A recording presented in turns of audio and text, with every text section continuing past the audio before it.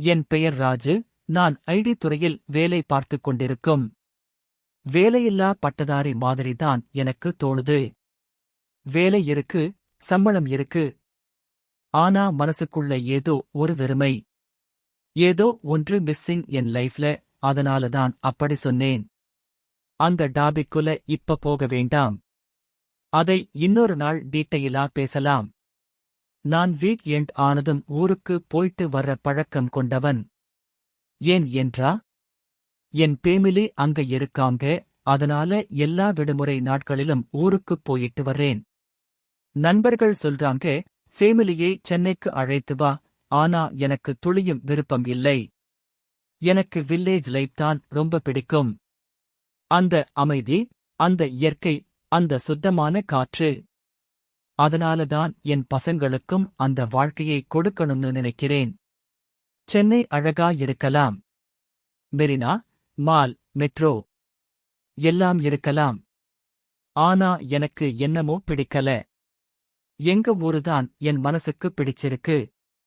Village life பிடிக்காதவர்கள் நிறைய பேர் இருக்காங்க. அவர்களுக்கு சிட்டி லைஃப்ல தான் கம்ஃபர்ட். ஆனா எனக்கு சென்னையில் 1 மணி நேர கிரிக்கெட் மைதானம் 1000 ரூபாய். ஆனால் என் ஊரில் 24 மணி நேரமும் ஃப்ரீயா விளையாடலாம். பணம் இல்லாமல் மனம் நிறைந்த விளையாட்டு.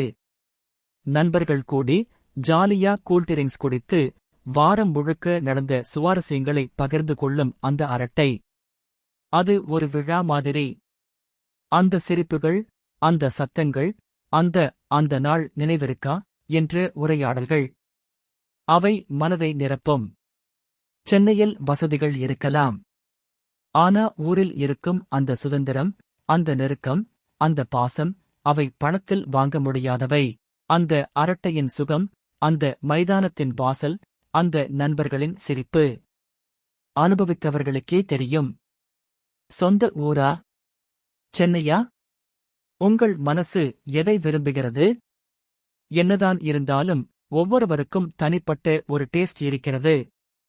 யாரோ ஒருவருக்கு ஊரின் அமைதி பிடிக்கும், இன்னொருவருக்கு நகரத்தின் வேகம் பிடிக்கும். நீங்கள் சொந்த ஊரை விட்டுட்டு சென்னையில் வேலைக்காக குடியேறி இங்கேயே வாழ்க்கையை அமைத்துக் கொண்டு இருக்கிறீர்கள் என்றால் உங்களோட உணர்வுகள் என்ன?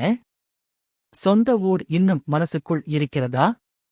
அல்லது சென்னைதான் உங்கள் கனவுகளின் நகரமா? உங்கள் பிடிப்பு, உங்கள் பரிசீலனை, உங்கள் பயண அனுபவம் எல்லாமே எனக்கு தெரிந்து கொள்ள விருப்பம். கமெண்ட் பண்ணுங்க. உங்கள் மனதின் ஓசையை பகிருங்கள். சொந்த ஊர், பாசம், பழக்கம், அமைதி, சென்னை, வாய்ப்பு, வளர்ச்சி, வேகம். நினைவுகள் அல்லது நகரம், எது உங்கள் மனதின் முகவரி?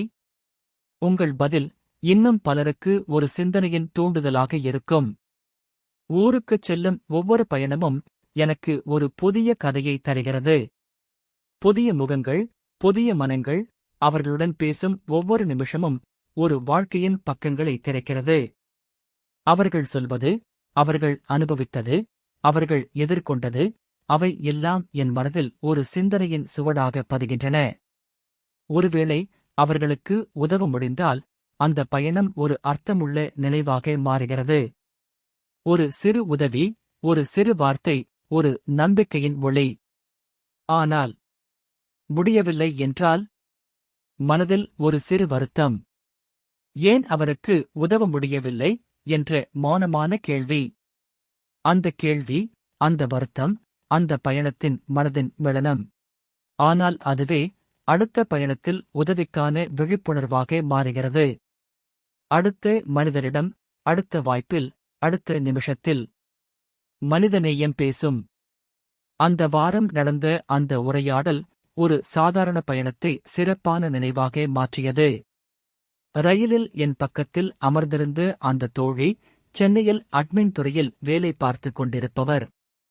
அவளுடைய பேச்சு ஒரு தெளிவும் ஒரு மெச்சூரிட்டியும் கொண்டது. அது இந்த காலத்தில் எல்லோரிடமும் கிடைக்காத ஒரு மனதின் நுண்ணறிவு. அவள் பேசும் ஒவ்வொரு வார்த்தையும் அவளுடைய அனுபவங்களை பிரதிபலிக்கிறது. அவளுடைய பார்வை தன்னம்பிக்கையுடன், அவளுடைய சிந்தனை பிறருக்காக. அந்த உரையாடலில் நான் ஒரு மனிதநேயம் பேசும் குரல் கேட்டேன். அவளுடைய மனதின் வெளனம் அவளுடைய செயல்களில் மொழியாகியது. அந்த பயணம் ஒரு புதிய புரிதலின் தொடக்கம்.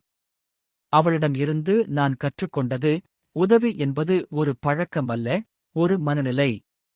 ராஜு, நாங்கள் பேசிக் கொண்டிருக்கும்போது அவரது சக ஊழியர்களைப் பற்றி சொன்னார். புதிதாக வேலைக்கு சேர்ந்தபோது அவர்களுக்கு நிறைய உதவி செய்தேன் என்றார். நான் கேட்டேன், நீங்கள் ஏன் உங்கள் சக ஊழியருக்கு இவ்வளவு உதவி செய்கிறீர்கள்? அவர் சிரித்தபடி பதில் சொன்னார். அவள், நான் புதிதாக வேலைக்கு சேர்ந்தபோது பட்ட கஷ்டங்களை இன்னும் மறக்க முடியவில்லை. அந்த குழப்பம், அந்த தனிமை, அந்த யாரிடம் கேட்பது என்ற பயம். அதை என் சக ஊழியர் அனுபவிக்க வேண்டாம் என்பதற்காக என்னால் முடிந்த உதவிகளை செய்து கொடுத்தேன். ராஜு, அந்த வார்த்தைகள் என் மனதை தொட்டது. அவளது உதவி ஒரு நினைவின் நிழல். அவளது மனம் ஒரு மனிதநேயத்தின் ஒளி. அந்த தருணத்தில் நான் சொன்னேன், எந்த எதிர்பார்ப்பும் இன்றி பிறருக்கு செய்யும் உதவி கடவுளுக்கே செய்யும் உதவி. அதனால் கடவுள் உங்களுக்கு ஒரு ஸ்பெஷல் கிஃப்ட் கொடுப்பார். அவருடைய ஆசிர்வாதம் என்றும் உங்களுடன் இருக்கும். All the best. அந்த உரையாடல் ஒரு நினைவாகவே இருந்தது.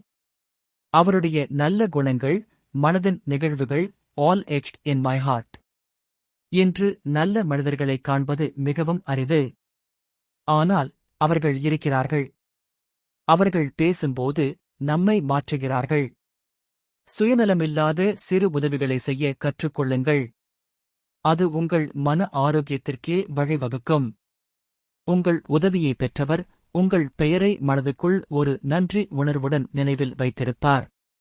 நான் எப்போதும் என் பயணங்களில் முடியாதவர்கள் யாரையாவது பார்த்தால் என்னால் முடிந்த சிறு உதவிகளை செய்து கொடுப்பேன்.